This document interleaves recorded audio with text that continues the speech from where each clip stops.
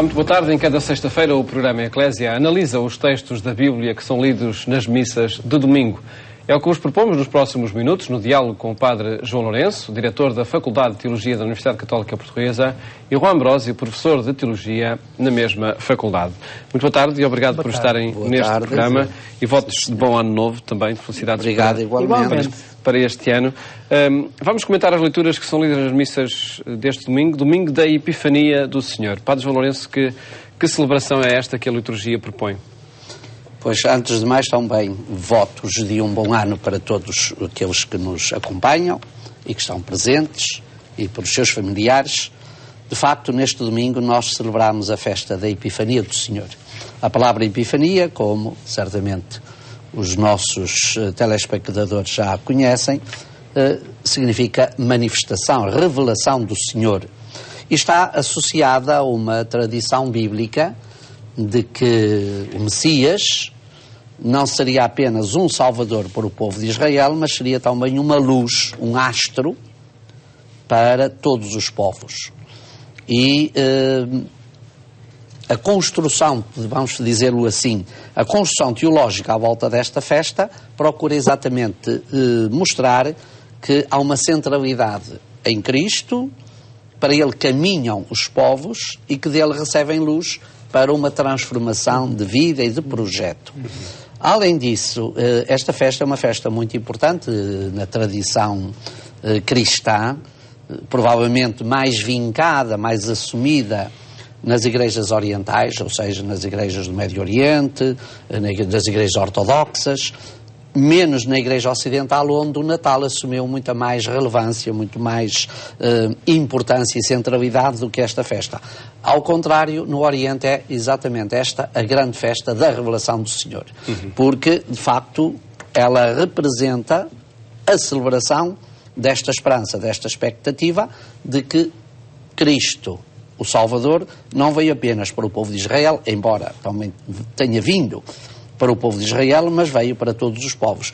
Numa longa experiência, numa longa tradição teológica que remonta já aos profetas. Já o profeta Isaías havia anunciado esta centralidade do Messias futuro, que seria a luz para os diferentes povos a encontrarem, diríamos, os caminhos que os levam e que os aproximam de Deus. E, nesse sentido, eu acho que esta festa é tão importante, mesmo que não seja tão vincada como o Natal, eu diria que, teologicamente, ela é tão importante e tão representativa e significativa como, de facto, é o Natal. E muito em torno da tradição também dos magos, não é? Exatamente. Esta dimensão da luz, de uma luz que vem iluminar a realidade. A tal estrela que se vê no Oriente. Exatamente. É, do meu ponto de vista, uma dimensão essencial que muitas vezes deixamos para segundo, terceiro plano nos textos. Os textos falam-nos claramente, os textos deste domingo, na revelação. E essa revelação é a revelação de Deus naquele menino que está a nascer. Naquele menino que celebramos, naquele menino que está ali presente, a que os reis vão prestar a sua homenagem. Aí manifesta-se Deus. Mas não é só essa a dimensão. Julgo que podemos ir um bocadinho mais longe no sentido de que, nessa maneira de Deus se manifestar, Deus manifesta também qual é o seu projeto para a humanidade. O que é que Ele quer para a humanidade?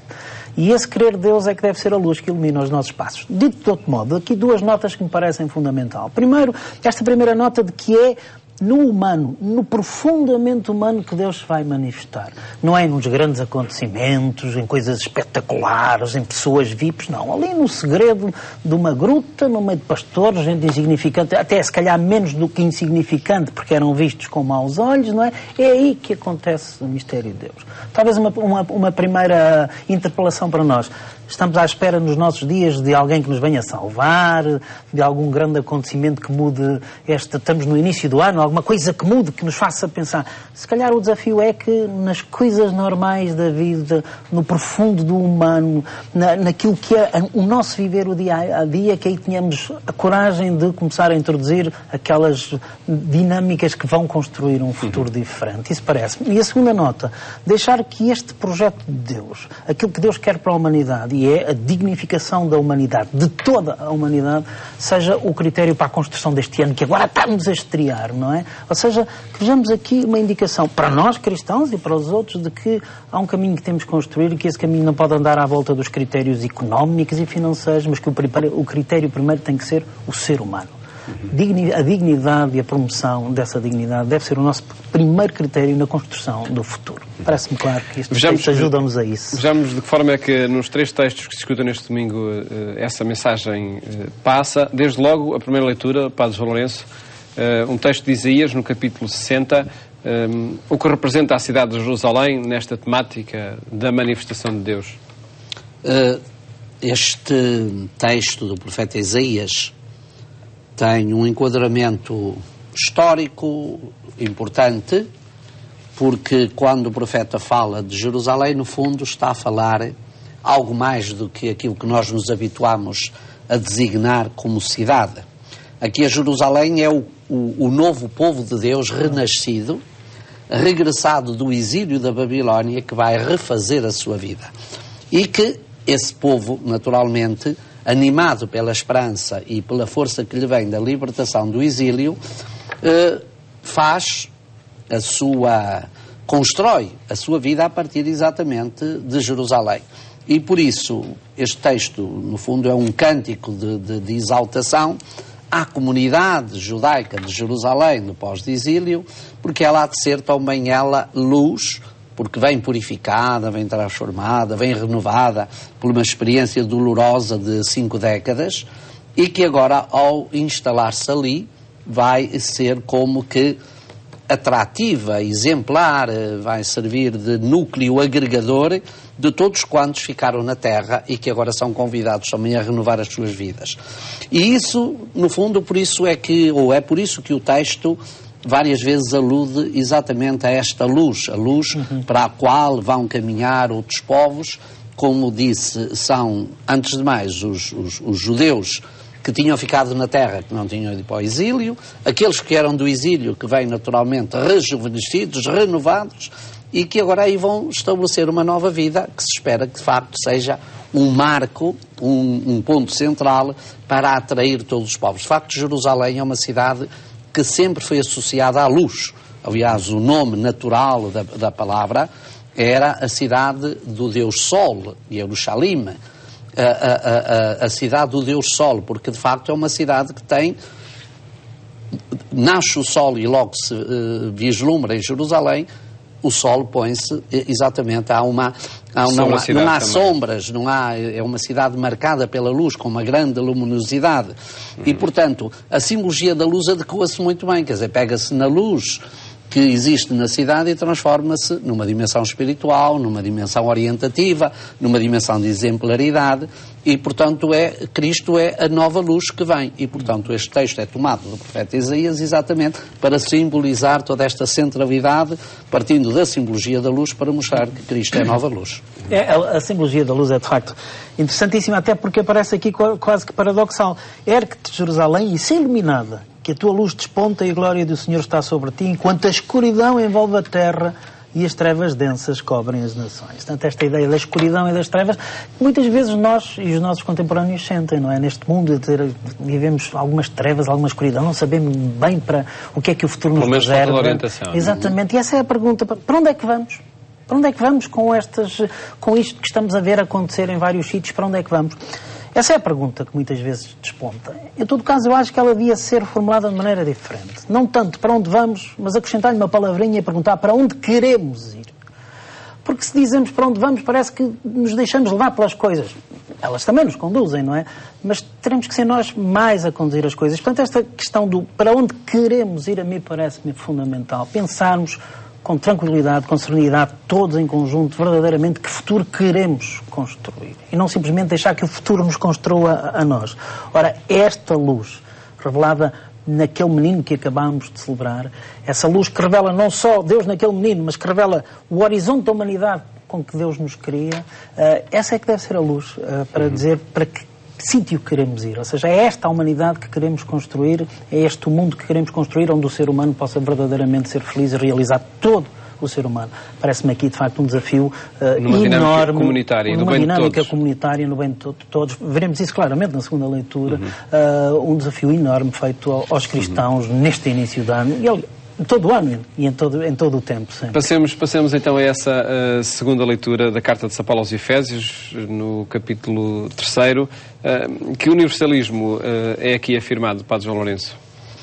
O universalismo que Paulo afirma nesta Carta aos Efésios é aquele universalismo que o próprio Paulo, através do seu ministério apostólico, viveu e implementou, principalmente a partir de uma cidade como era Éfeso, que era de facto uma cidade universal, era uma cidade plural, era uma cidade cosmopolita, onde havia também comunidades judaicas, mas havia muitos gentios.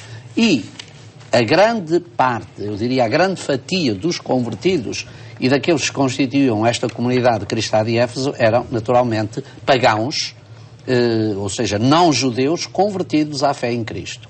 E o que Paulo quer mostrar é que de facto Cristo une, pela mesma fé, une na mesma esperança, no mesmo projeto, na mesma comunhão, todos, aqueles que já eram judeus e aqueles que, sendo gentios, que não eram judeus, não tinham recebido essa herança de base, mas agora, ao aderirem à fé em Cristo, eles se tornaram também membros, participam da mesma herança que participam os judeus. Estas duas categorias de pessoas, gentios e judeus, representam a universalidade. E esta categoria, na linguagem de Paulo, representa, ou seja, há judeus que são os da primeira aliança e há todos os demais que agora aderiram, incluindo também judeus que aderiram à nova aliança. E a palavra gentios, no fundo, acaba, e é o termo que Paulo utiliza, não é? Ele já não diz nem romanos, não diz gregos, podia dizer gregos, romanos, capadócios, habitantes do Ponto, etc. Mas não, diz gentios. É uma categoria universal, ou seja, é, de alguma forma, simbolizar esta universalidade que já vinha do Antigo Testamento e que já estava representada. Eu creio mesmo que, para Paulo, às vezes este termo gentios significa aqueles que mesmo, porventura pertencendo ao judaísmo, nunca o assumiram. E aqueles que, porventura, sendo pagãos, sendo estrangeiros, aderiram espiritualmente ao judaísmo, mas nunca por lá passaram. Ou seja, era um problema complicado, é que, de facto, as cartas paulinas mostram-nos que haveria muitos judeus que gostavam, muitos gentios gostavam de ser judeus, mas por causa dos ritos, das tradições do Antigo Testamento, nunca o foram. E agora passaram-se para Cristo. E, portanto, há uma caminhada direta ou cruzada entre estes dois grupos, estas duas classes de povos, e isso constitui, no dizer de Paulo, uma universalidade, que não é uma universidade de todos, não é uma globalidade, é uma universidade, ou seja, a fé cristã está aberta a todos em Jesus Cristo. Esta distinção é interessante, quer dizer, não é só uma universalidade de todos, ou seja, todos têm que ser obrigatoriamente cristãos, mas nesta sensação de que a proposta é para todos aqueles que quiserem aderir a ela. E nisso o texto é inequívoco, porque o texto a dada altura diz assim, logo no início, não é? Ouviste por certo falar de modo como a graça de Deus me foi confiada para vosso benefício. Ou seja, este dom, voltemos ao Natal e a este início de ano, este dom que celebramos, este dom que nos é dado, não nos é dado para nós, para ficar encerrado em nós, nas nossas comunidades, na nossa fé, na nossa maneira de relacionarmos com Deus. Ai, que bom, deu-nos isto, é uma coisa que nós vamos preservar e guardar. Não, é por causa dos outros. E nesses outros o texto vai dizer que estão incluídos os tais gentios, ou seja, todos aqueles que quiserem aceitar esta proposta. Se nós assumirmos um cristianismo, se as nossas comunidades se fecharem sobre si mesmas e não se abrirem sempre a este diálogo com os outros, a esta proposta com os outros, a este construir com os outros um mundo diferente, em boa verdade nós estaremos a ser infiéis ao próprio Evangelho. Porque o Evangelho é esta boa notícia dada a todos, não é só a nós. É-nos confiada a nós. Isso até nos dá responsabilidade, não é? Mas é-nos confiada a nós para que a façamos chegar a todos, para que todos possam usufruir dela. Essa foi a grande revolução de São Paulo também. É a grande revolução de São Paulo, quer dizer, para mim, estou cada vez mais convencido disso. O cristianismo não é para usufruto próprio. É em primeira mão um dom para cada cristão, como é óbvio, e sentimos-nos felizes por isso, mas é depois um dom que nos compromete com a edificação de uma história diferente, à luz deste tal menino e deste tal projeto para a humanidade. E passamos à análise do texto do Evangelho, no capítulo 2 de São Mateus, não é? onde se narra esse episódio dos magos vindos do Oriente seguindo uma estrela. Claro que uma narrativa que de jornalística terá muito pouco, por certo, mas será muito simbólica. Conforme a perspectiva que a gente pensa. Eu acho que esta é uma narrativa que tem muito de jornalismo, não é? Eu diria que quase tem muito de jornalismo e muito de jornaleiro. Tem foi de jornalismo muito eco nas tradições, pelo menos. Exatamente. Não é? E tem muito de jornalismo porque é uma narrativa maravilhosa, sedutora, não é? Encantadora, não é? Como peça jornalística, sem dúvida. Como peça... Depois desmonta uma série de mitos e, ao mesmo tempo, cria outros, não é? Portanto, se há texto que serve um pouco para embelezar, eu diria quase... para criar imaginários, até que serve para criar imaginário, é este, não é? E todos os ingredientes estão aqui bem trabalhados, que este é um texto maravilhoso, não é? Este é um texto fenomenal, é um texto, uma peça literária fantástica, não é? Se mais não houvesse, só por esta dimensão literária simbólica, na sua representatividade e na representatividade dos símbolos, ela já valia a pena, mas de facto, certamente há muito mais.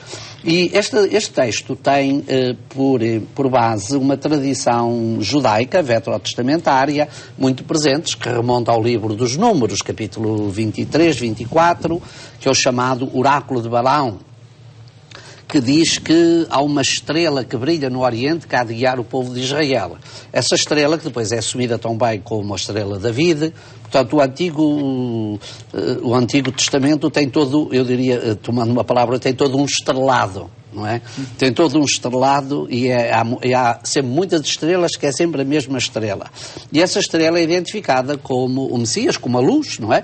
Porque, vejamos, na Antiguidade, quem é que orienta os homens de negócios, os cidadãos, as pessoas que caminham? Não são as bússolas que não há, são os astros. E, portanto, fixar uma estrela era, de facto, encontrar o caminho para onde se queria ir. Antes de ir para qualquer sítio, definia-se uma estrela que nos orientasse e que nos desse a perspectiva, o horizonte do caminho para onde queríamos seguir. Jesus Cristo é apresentado exatamente aqui. É uma estrela, e diz, viria do Oriente e do Ocidente. Ou seja, voltamos ao tema da centralidade e totalidade. Depois vai buscar todo o cenário do Antigo Testamento. Depois vai buscar a situação complicada do tempo. O rei Herodes, a dinastia de Herodes, que seria muito difícil explicar, mas que naturalmente também dá muito enquadramento a isto.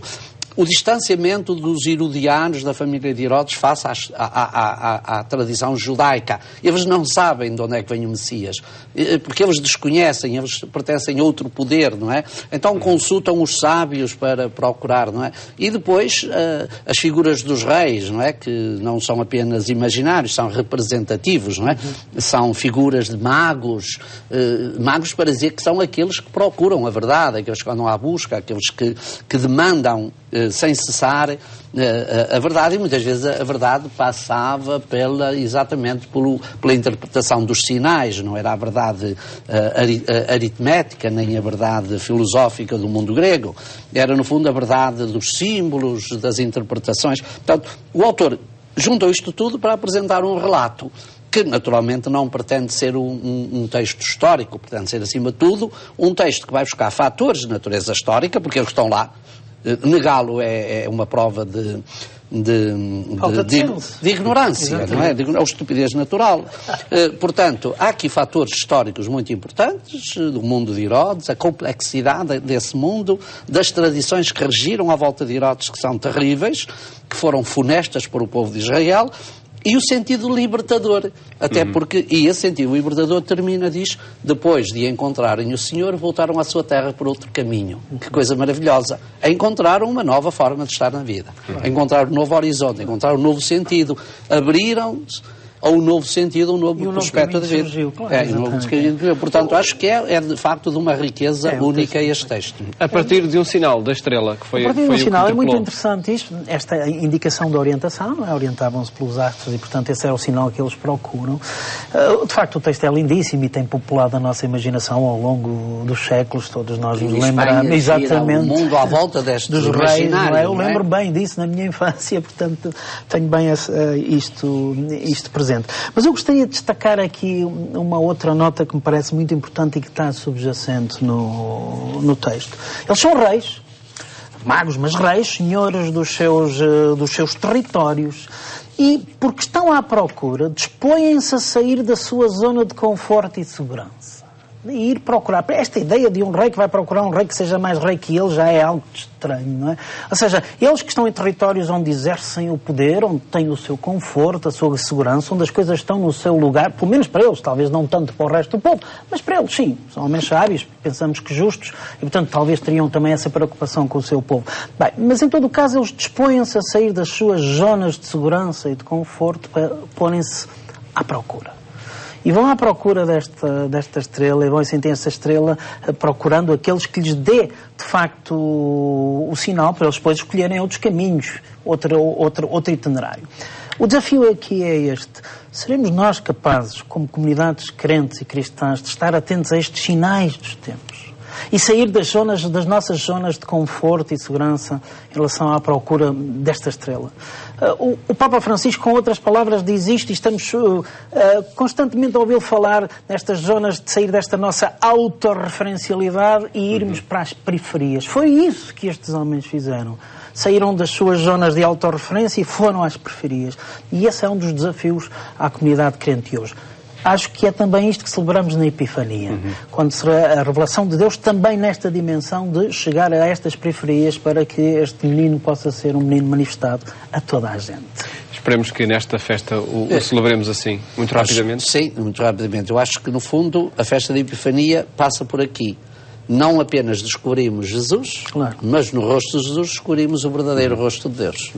E essa é também a centralidade desta festa e deste mistério que celebramos. Não é? Agradeço terem estado aqui neste programa a apresentar as mensagens que os textos da Bíblia sugerem neste início de ano. Felicidades para 2014, ótimo fim de semana, até à próxima segunda-feira, se Deus quiser.